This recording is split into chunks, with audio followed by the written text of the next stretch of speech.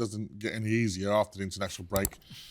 Well, it's away, so... It's true. It's quite... Away at the Emirates. Now, the high-flying Arsenal dropped points at the Stadium of Light, which you could argue isn't dropped points because Sunderland are flying.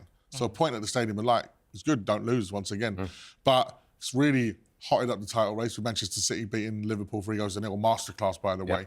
Haaland, wow. Just that guy. But Doku, wow, what a player they've got there. His best performance. We've beaten them this season. That's what we do. No one can go to the Etihad and everyone goes to the Etihad and gets 3 points. You get battered 3-0. So, but Arsenal, they're going to look to avenge that result because they've been on such a good run. We've not had much joy at the Emirates in recent times. In the league, is the last win when Gareth Bale and Van der Ven were there? Or was it... What was it? Kabul, weren't it? Was that the last win? I think that was the last win in the Premier League, but the last win in general was the Carabao. With Dele Alli. So it's due. Yeah. A win's due. A win is due. How good would it be? Look, we're not winning the league this season by any shadow of imagination, but I don't even know if that made sense, to be honest. But to beat them at the Emirates, and then if Man City get a win, it goes to 1 point. I mean, and then it's right back in. And Man City, once they get going, once they got their tails up, which they have, if they get ahead of them, it's over. And how good would it be that we're the ones to kind of halt their title, as it were? What's the way to beat Arsenal, Sonny, from what you've seen so far? Don't give away set plays. Yeah. I think Sunderland showed it perfectly, and we play this style of football. Just get in their faces, be physical, and we're playing the best sort of football now to be a kryptonite to Arsenal. They don't like it up them. They don't like the physicality, and we saw against Sunderland. They're not as invincible, this team, as they think. The Raya and the Gabriel mix up for the Brian Robbie equaliser. Sorry. There's still that, where people say about, Arteta when he lost to West Ham and Southampton a few years back. There's still a little bit there. You can see, they're still not sure. And I think if you go there, we're going to see Polina and Bentancur. It's obvious he's going to go and play that sort of game. That's right. That's right at the Emirates. Not at home it isn't, but that's right there. Yeah. And I think we're going to see that sort of thing, aren't we? We're going to see a physical game. And if you take a draw now, wouldn't you, maybe? Right, you lot. Forget all that scrolling past. You always keep watching my stuff, you watch Simon's stuff, and any other channel you like all their crap stuff. Stop, subscribe, you know what to do. Stop messing about. Oh, a draw would be glorious because that's 2 points drop for them. Of course you would. For us, not great because it's another draw. You want to start trying to win some games. But, going to the Emirates is no easy feat whatsoever. We know that. I'm just trying to think how you stop them playing. What... Is Polina going to be keen to this? You mentioned Monday Night Football the other day. I can't believe Jamie Carragher was criticising Polina. Did you see that? That's not good enough. He ain't got the ability to play these passes. And Thomas Frank bit back, didn't he? Did he? Yeah, he bit back and his presser saying, well, he scored a lot of our goals. He's actually creating a lot. He's got the most tackles. He's been arguably our best player this season. I think he got confused with someone else. Yeah.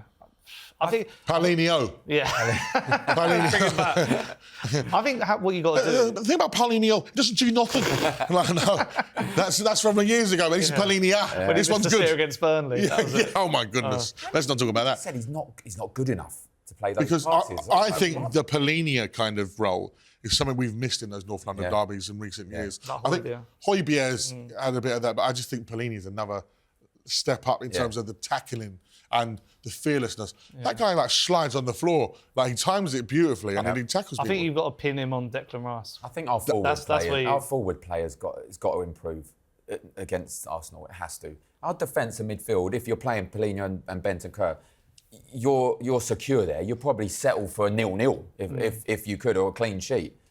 Got to improve on the forward play. And when I say improve, not just chances created or goals, they need to work hard for the team. And like you said, put it up those defenders, because they don't like it when that happens. They've got a great back line. They get a bit rattled, don't they? You need to rattle them. Harry Kane's breakout season, remember that goals against Arsenal in the North London derby? Yeah. Dane Scarlett. He knows what Tottenham Arsenal means. Yeah.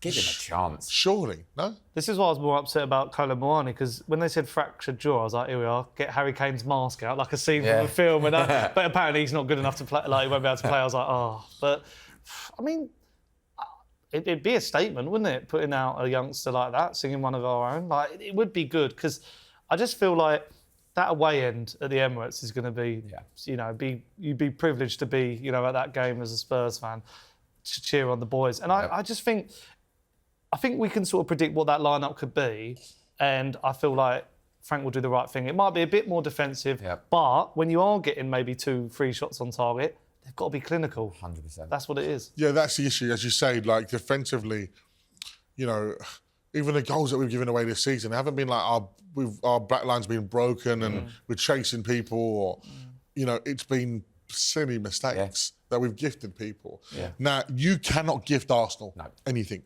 This Arsenal team are clinical, they are ruthless, and they will take any opportunity they're given. Well, you got to be 8, 9, 10 out of 10 every player on the pitch, every player that comes on the pitch.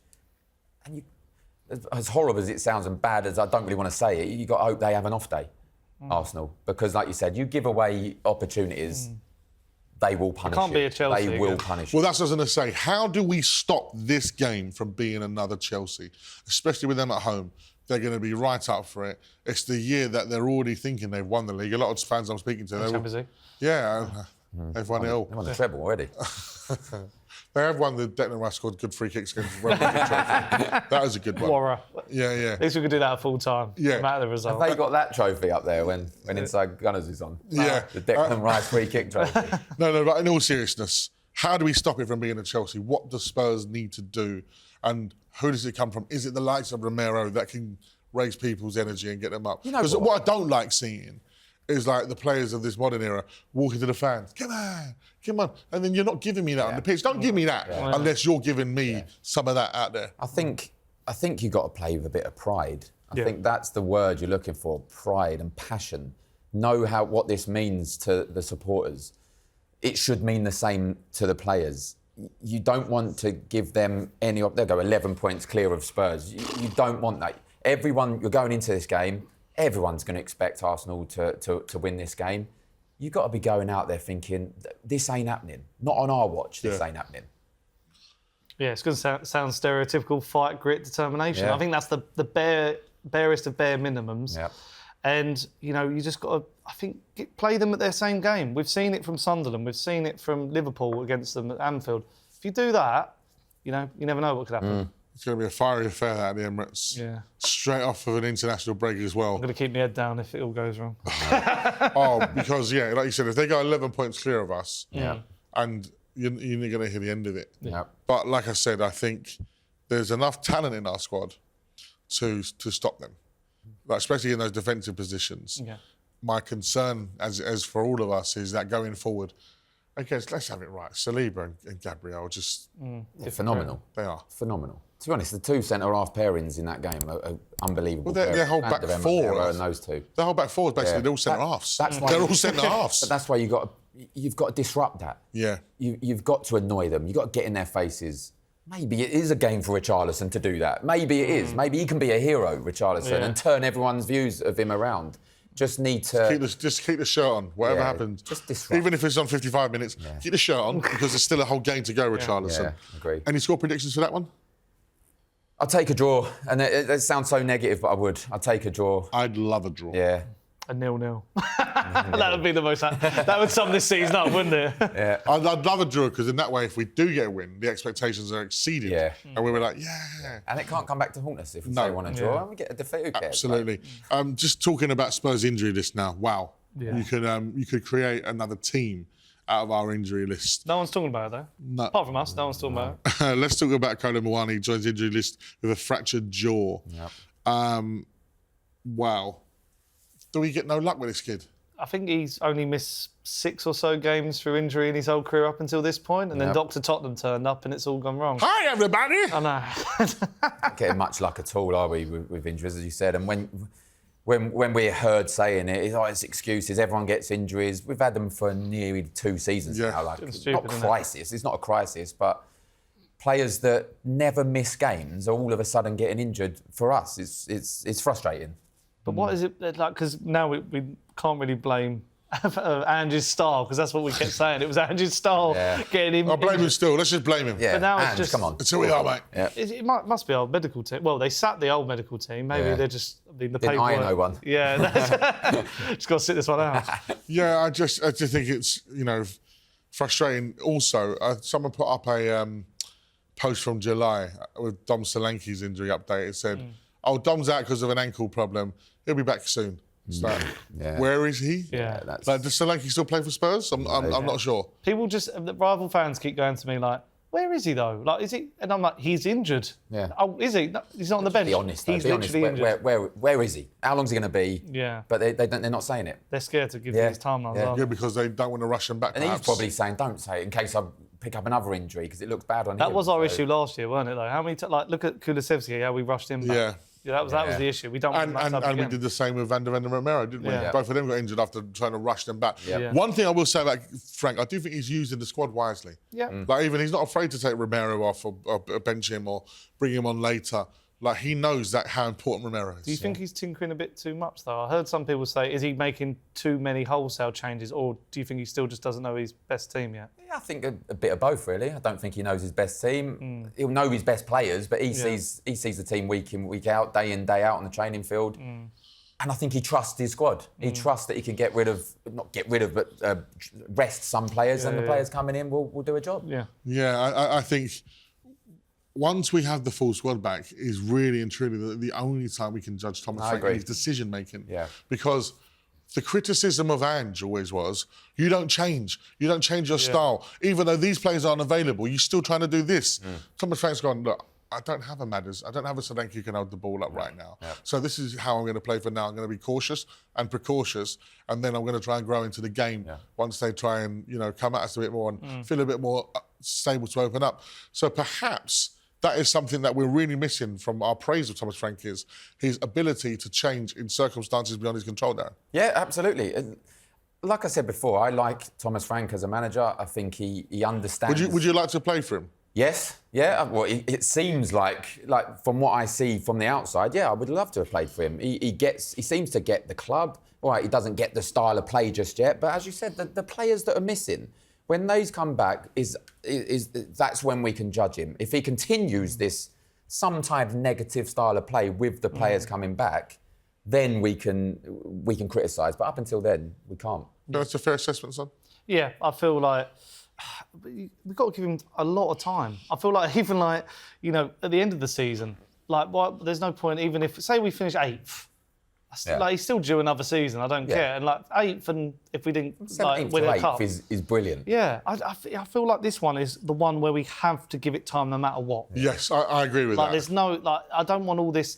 Ange was different because I feel like it just wasn't going to work. It just wasn't going to work whatsoever. Whereas I think with Frank, if you give him the tools, everyone keeps going, but why didn't Ange get Xavi Simons? Why didn't he get Kudus? And you're like, no, he didn't deserve them, really. I know he won the cup, and that sounds really mental to say, but I don't think he did deserve them because I agree. 22 losses. Yeah, I agree. Picking up injuries. As soon as those injuries come back, we'll see the real Thomas Frank, and hopefully it's the one we all think is going to be there. Just quickly before we wrap up, just want to talk about heroes. Yeah, who is most likely to be the hero for Spurs in the North London derby? Van der Ven. Romero.